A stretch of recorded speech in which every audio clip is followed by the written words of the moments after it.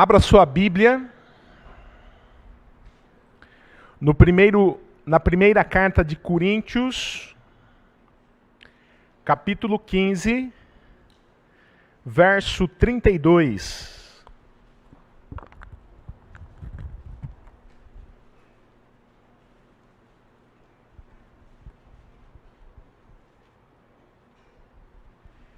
Primeira carta de Paulo aos Coríntios,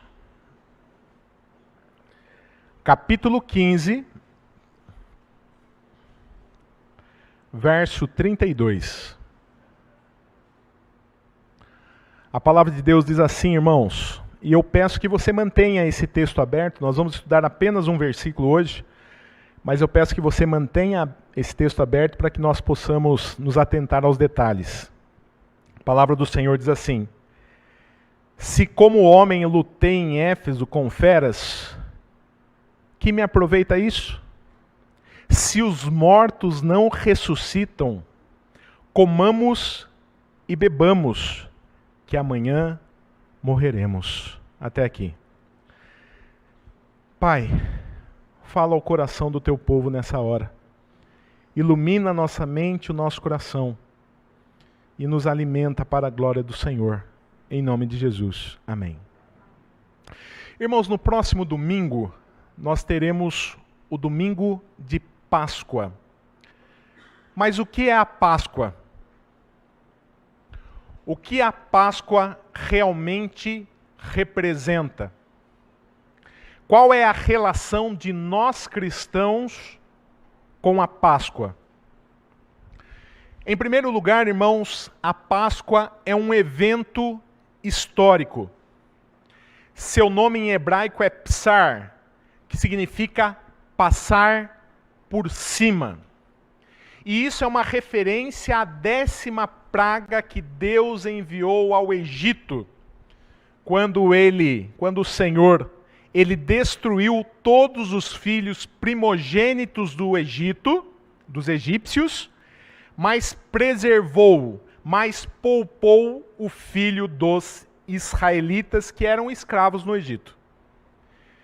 E Deus havia dado uma ordem aos israelitas. Cada família deveria sacrificar um cordeiro sem defeito. Eles deveriam pegar o sangue desse cordeiro sacrificado e passar nos batentes e na verga da porta, porque Deus haveria de passar sobre a terra do Egito para matar todos os primogênitos da terra do Egito. Entretanto, a casa que o Senhor passasse, que estivesse marcada com o sangue do cordeiro, cordeiro que havia sido sacrificado, cordeiro sem defeito, a casa que estivesse marcada por esse sangue, o Senhor passava por cima. Passar. Não é? Ou seja, os primogênitos que estavam naquela casa seriam preservados. E é isso que aconteceu, irmãos.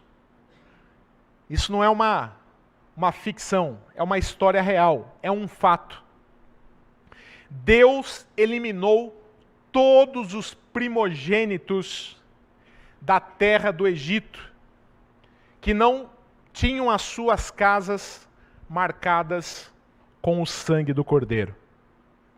E enquanto as famílias egípcias, todas elas, tinham seus primogênitos mortos, os israelitas que obedeceram a Deus e colocaram na verga da porta, nos batentes da porta, o sangue do cordeiro, eles foram poupados. E nesse mesmo dia, irmãos, os israelitas saíram livres da terra do Egito depois de mais de 400 anos de escravidão. E esse é um evento histórico. Isso aconteceu de fato. É um evento onde nós vemos a libertação do povo de Deus que estava cativa, que estava escrava no Egito. E o nome desse evento histórico chama-se Páscoa. Mas a Páscoa também é uma festa judaica. A Páscoa é a comemoração dessa libertação física do povo de Deus que estava escravo no Egito. Na Páscoa, os judeus comemoram essa libertação. Nós estávamos escravos por mais de 400 anos, mas o Senhor levantou um libertador. E nós fomos livres. É isso que os judeus comemoram na Páscoa. Nós cristãos celebramos a libertação também. Mas um outro tipo de libertação. Uma libertação que também envolve morte. Uma libertação que também envolve sangue. Mas acima de tudo, uma libertação que envolve a vitória da vida sobre a morte. Uma libertação que envolve a ressurreição do Senhor Jesus Cristo. É isso que nós celebramos na Páscoa. A vitória do nosso Senhor e Salvador Jesus Cristo sobre a morte. E, consequentemente, a libertação não física, mas espiritual que eu e vocês, que somos cristãos, que fomos lavados no sangue do Cordeiro, que cremos em Jesus Cristo como nosso único e exclusivo Salvador, recebemos por meio da obra do nosso Senhor. E no versículo que nós lemos, irmãos, Paulo fala a respeito da ressurreição de Jesus Cristo. Acompanhe aí o verso 32, primeira carta de Paulo aos Coríntios, 15:32. Ele diz assim: se como homem lutei em Éfeso com feras, que me aproveita isso? Se os mortos não ressuscitam, comamos e bebamos, que amanhã morreremos.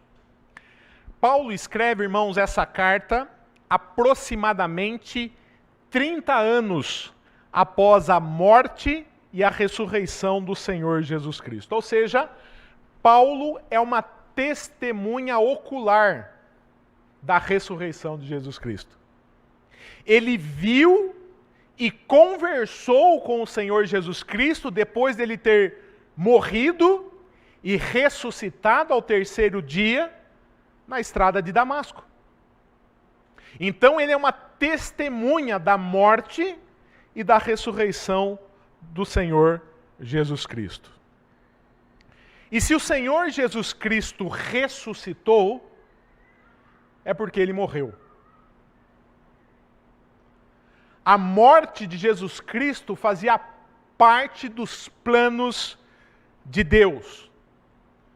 Tanto é que momentos antes da sua morte, o Senhor Jesus Cristo ele usa uma ilustração interessante.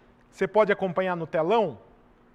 Lá em João, capítulo 12, versículo 23 e 24, o Senhor Jesus Cristo diz o seguinte: respondeu-lhe Jesus, o Senhor Jesus Cristo falando: é chegada a hora de ser glorificado o Filho do Homem.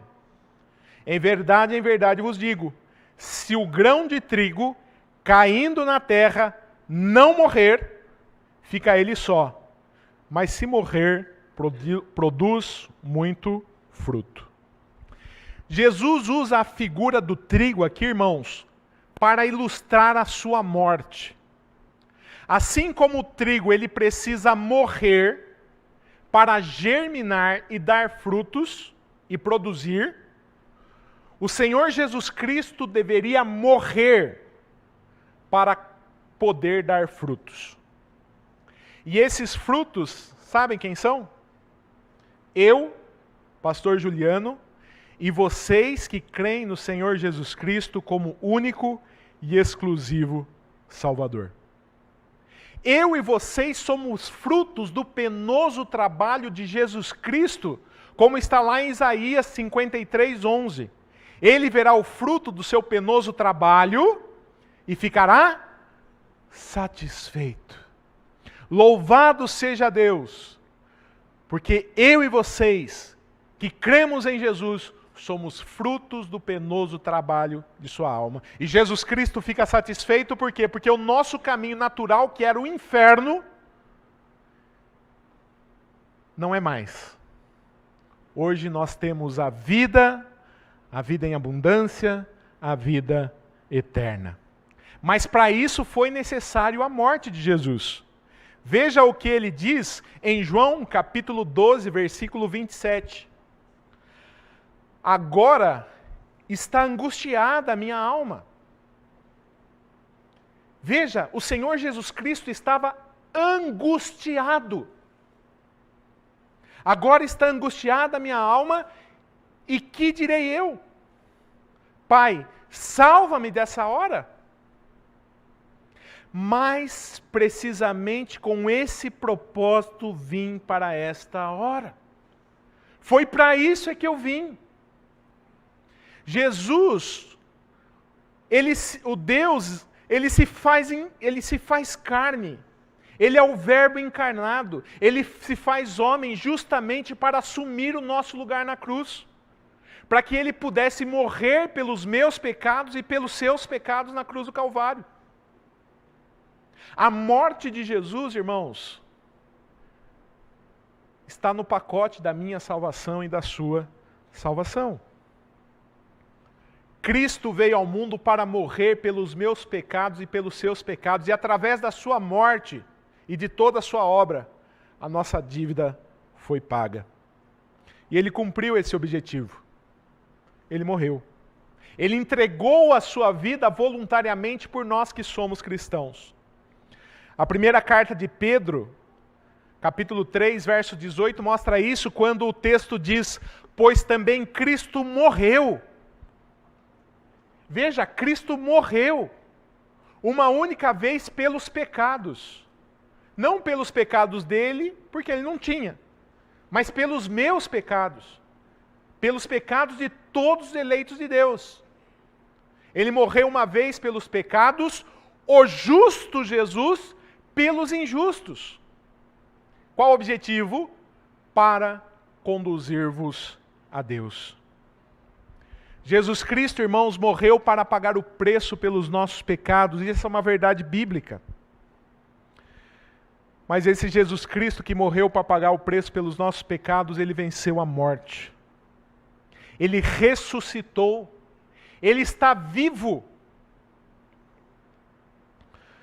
E por isso, no verso 32, Paulo faz uma pergunta, seguida de uma observação interessante e pertinente. Ele diz aí: se como homem lutei em Éfeso com feras, que me aproveita isso? Se os mortos não ressuscitam, comamos e bebamos, que amanhã morreremos. Essa pergunta de Paulo, irmãos, qual pergunta? Se como homem lutei em Éfeso com feras, que me aproveita isso? Está relacionada com a ressurreição do Senhor Jesus Cristo. Paulo havia enfrentado uma multidão enfurecida na cidade de Éfeso. Uma multidão que queria linchá-lo. Uma multidão que procurava tirar a vida de Paulo. E por que eles queriam tirar a vida de Paulo? Por conta das suas convicções teológicas. Porque ele estava pregando o evangelho do Senhor Jesus Cristo. Porque ele estava, inclusive, falando a respeito da ressurreição do Senhor. E o que Paulo quer dizer aqui é o seguinte: se Cristo não ressuscitou, se os mortos não ressuscitam, vocês acham que eu enfrentaria aquela multidão feroz? Se Jesus Cristo não ressuscitou, vocês acham que eu arriscaria a minha vida no meio daquela multidão que queria me linchar, tirar a minha vida? É isso que Paulo quer dizer. Deixa eu dar um exemplo mais próximo aqui. Missionários. Nós temos um aqui no nosso meio, César.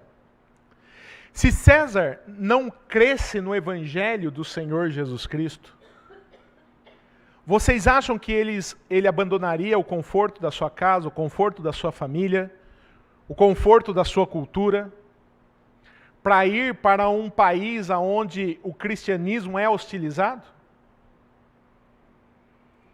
Já falei aqui para os irmãos do reverendo Ricardo Gutierrez, homem extremamente bem sucedido financeiramente, um homem rico, 2 casas em Alphaville, 2 consultórios odontológicos em Alphaville, abandonou tudo para ir para o Afeganistão, foi preso no Afeganistão. Se ele não cresce no Evangelho da Graça, vocês acham que ele faria isso? E é exatamente essa linha de Paulo. Se eu não cresce na ressurreição dos mortos, vocês acham que eu ia enfrentar aquela multidão feroz que queria tirar a minha vida? E aquela multidão, irmãos, era tão feroz. Aquela multidão era tão violenta que Paulo os qualifica como feras. Em Éfeso, Paulo pregou. Sabe o que ele pregou lá? Que havia somente um Deus. E que só havia um mediador entre os homens e Deus, Jesus. E sabe o que tinha naquela cidade? O templo da deusa Diana. É lá naquela cidade que Paulo corajosamente chega e fala o seguinte: olha, existe só um Deus e apenas um mediador entre os homens e esse Deus, que é Jesus. E vocês imaginem o alvoroço que causou essa pregação de Paulo. Na verdade, a pregação de Paulo gerou ódio no coração dos efésios.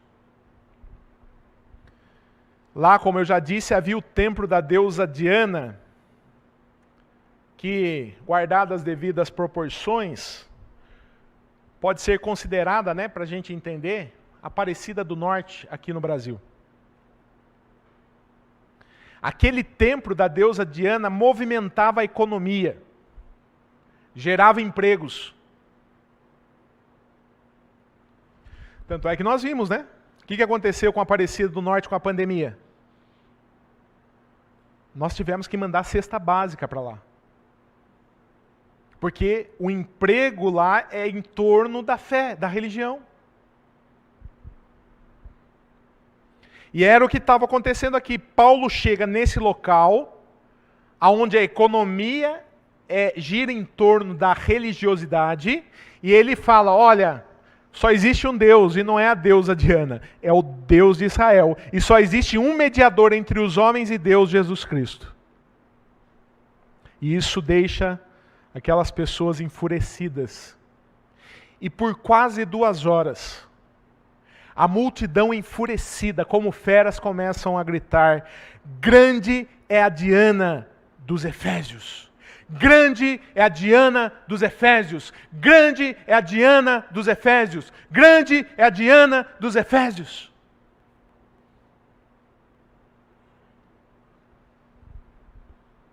E a lógica de Paulo é a seguinte: vocês acham que se não houvesse ressurreição de mortos, eu estaria enfrentando essa multidão? E Paulo foi guardado nessa ocasião. Ele estava disposto a perder a sua vida por isso. Como ele já disse, viver é Cristo, morrer é lucro. Ele estava pronto a entregar a sua vida pelo Evangelho da Graça. Mas Deus preservou ele nessa situação. Entretanto, algum tempo depois, ele foi decapitado por conta da sua fé. Paulo estava pronto para entregar a sua vida em favor do Evangelho. Mas a segunda parte do versículo, Paulo diz o seguinte: se os mortos não ressuscitam, comamos e bebamos, que amanhã morreremos. Se a ressurreição não existe, irmãos, se a ressurreição é uma falácia, se a ressurreição é uma mentira, o que resta para mim? O que resta para você? Irmãos, sem ressurreição não há esperança. Presta atenção no que eu estou dizendo. Sem ressurreição não há esperança. E nós vivemos, eu e vocês que somos cristãos, nós vivemos em um mundo que jaz no maligno, diz a Escritura Sagrada. Um mundo que não tem esperança. Onde a maioria das pessoas não acreditam na ressurreição do Senhor Jesus Cristo. A Páscoa para essas pessoas é trocar ovos de Páscoa. É comer bacalhau. É uma oportunidade de ganhar dinheiro, movimentar a economia. É a oportunidade de viajar com a família, ou para se divertir. O verdadeiro significado da Páscoa, que é a ressurreição do nosso Senhor e Salvador Jesus Cristo, se perdeu há muito tempo. O Cordeiro de Deus que tira o pecado do mundo foi substituído por um coelho de Páscoa. E eu louvo a Deus pela cantata que nós tivemos aqui das crianças hoje. Não foi o coelho, não foi o coelhinho que morreu na cruz. Por mim e por você. Isso é evangelho. Mas as pessoas lá fora não estão atrás do Cordeiro de Deus que tira o pecado do mundo. Eles estão atrás da Páscoa comercial. Eles não têm esperança de fato. E o que fazer quando não há esperança? Se os mortos não ressuscitam, o que eu tenho que fazer? Comamos, bebamos, que amanhã morreremos. Veja a falta de esperança. Se não existe ressurreição, vamos comer, vamos beber. Essa é a primeira coisa. Porque nós vamos morrer. A segunda. E comer e beber aqui, irmãos, é uma forma de minimizar uma vida sem esperança. De minimizar uma vida sem sentido. Eu estava preparando esse texto e lembrando de Salomão. Salomão em Eclesiastes capítulo 2, versículo 10, ele diz: tudo que os meus olhos viram aqui, tudo que o meu coração desejou, eu não lhes neguei. Ele tinha um harém com 1000 mulheres, ele tinha dinheiro, ele tinha poder, ele tinha sabedoria, e no final da vida dele, escrevendo o livro de Eclesiastes, sabe o que ele diz? Tudo é uma inutilidade, nada tem valor de fato. Nada tem valor. Então, o comer e beber aqui é você disfarçar uma vida sem sentido. E comer e beber não é relacionado apenas a se alimentar, irmãos. Pode ser drogas, pode ser sexo, pode ser casas, carros, diversão, trabalho. Tudo aquilo que pode gerar um prazer momentâneo em você. Isso é comer e beber. As pessoas estão em busca constante de prazer aqui nessa terra, porque eles não têm esperança pós essa vida. Eu tenho que aproveitar a minha vida. Por quê? Porque não tem nada garantido depois para essas pessoas. Por isso o mundo se especializou em comer e beber. Essa semana eu estava vendo na televisão a história do Alain Delon. Não sei se os irmãos chegaram a ver. Um homem famoso, com dinheiro, e quer tirar a sua própria vida. Não tem esperança. Tudo que ele construiu não trouxe esperança para ele.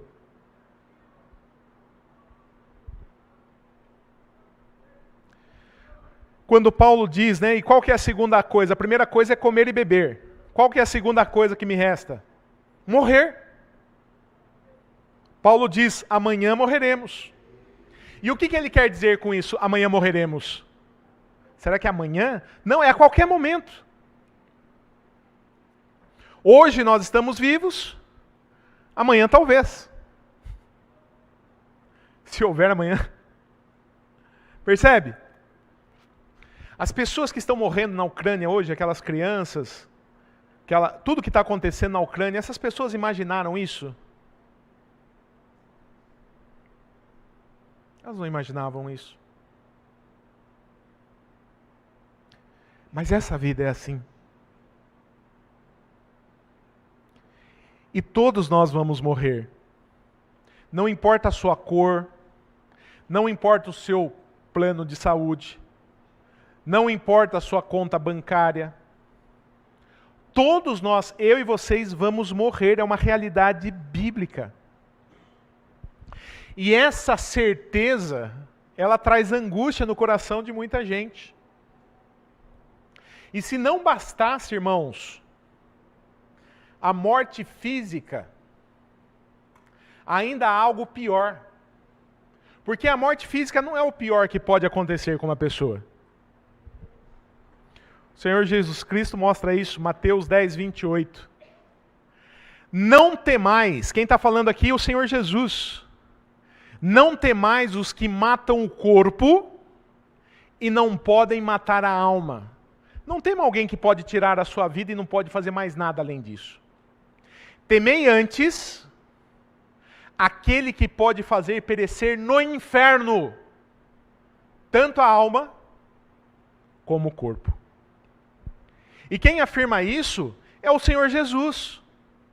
O inferno é uma realidade. Aliás, a maioria das pessoas vão para esse lugar terrível, aonde Deus manifesta a sua justiça. Aliás, por que pessoas que tiveram uma vida toda longe de Deus vão ter que passar com Deus depois que morre?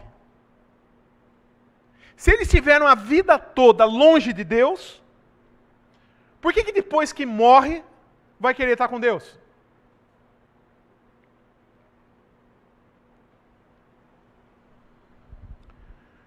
Depois da morte, essas pessoas que não têm esperança, porque vão morrer fisicamente, ainda tem que enfrentar algo pior que a morte eterna, que é o inferno, que é o Senhor Jesus quem afirma isso. Mas e para mim e para você? Para nós há esperança. Para você e para mim que somos cristãos, há uma viva esperança. Para quem não crê na ressurreição, para quem não crê em Jesus, o que ele tem que fazer? O que resta para ele? Comer, morrer e ir para o inferno. Agora, para mim e para você, olha só o que nos resta. Jó, capítulo 19, versículo 25. Jó diz o seguinte: porque eu sei que o meu Redentor vive. Eu sei que o meu Redentor vive. E por fim se levantará sobre a terra. Depois revestido este meu corpo da minha pele, em minha carne verei a Deus. Ó a minha esperança. O meu Redentor vive. Eu tenho certeza absoluta disso. E o meu corpo, essa minha carne, vai contemplá-lo. É isso que ele diz. Depois revestido este meu corpo da minha pele, em minha carne, verei a Deus. Vê-lo-ei por mim mesmo. Os meus olhos o verão, e não outros. Desculpa, eu não passei ali para vocês.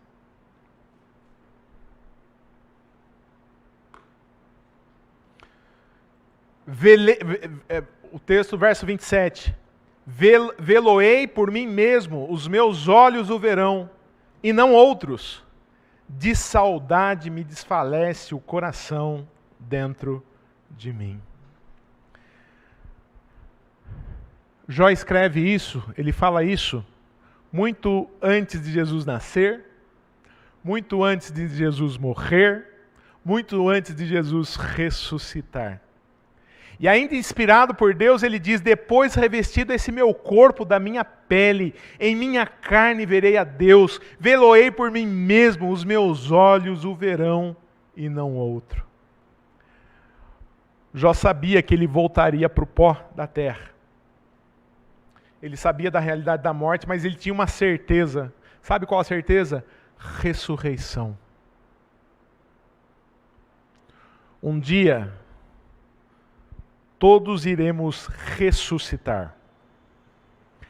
E eu e vocês, que somos cristãos, que fomos lavados no sangue do Cordeiro, nós veremos a Deus. Esses meus olhos verão a Deus. E é interessante o final do verso 27, porque ele diz assim, que ele sente saudade. Isso é interessante porque a gente sente saudade do quê? Do passado. De coisa que você viveu. Mas não é isso que Jó fala. Sabe por quê? Porque o crente não tem que ter saudade do passado. O passado foi mal. O passado foi tristeza. O passado foi prostituição, foi roubo. O passado foi uma vida longe de Deus. Nós não temos que ter saudade do passado. Nós temos que ter saudade do futuro, como tem Jó. Que futuro é esse? Quando os meus olhos, esses meus olhos, verão a Deus. Quando os nossos corpos serão transformados, não haverá mais pranto, luto, dor. Quando nós seremos livres de toda a corrupção. O crente tem essa viva esperança, irmãos. E essa viva esperança está fundamentada no quê? No Senhor Jesus Cristo. Na sua vida, na sua morte, na sua ressurreição, na sua atual intercessão por nós. E na promessa que Ele voltará para resgatar o seu povo, para nos levar para um lugar onde não há mais luto, nem pranto, nem dor. Essa é a nossa viva esperança. Que Deus nos abençoe. Que Deus nos ajude a crermos na ressurreição e a termos essa convicção que os nossos olhos verão a Deus. Amém?